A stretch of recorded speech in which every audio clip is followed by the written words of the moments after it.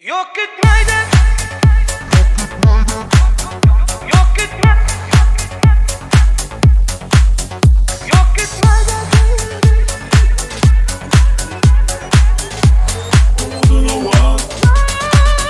Yok gitmeyden sevgilim, hoşlaşasım gelen o senden doyama. Yok Benim edesin yani senden gidesim gelen o. Hiç kim düşünen o bir de.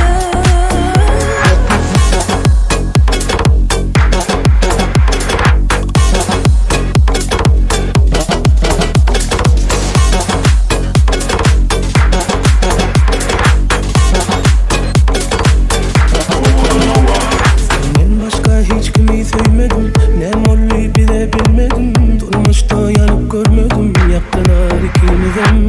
Düğünleri dile varmadım, bağışla sevdim de durmadım. Nisibemi de yakılsa da seni hiç unutmadım. Ağlatma beni, gözüm yaşlara doldu. Ne deyin sevgilim, durmuş bir de şuvune salli. Yok gitmeyden sevgilim, hoşlaşasım gelen o senden doyama.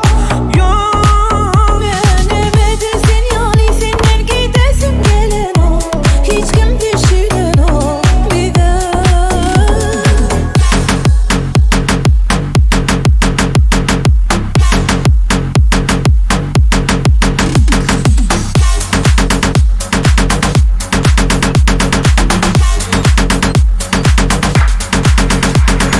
senden başka hiç kimi sevmedim, ne molli bile bilmedim. Durmuşta yanıp görmedim, yaptılar ikimizim.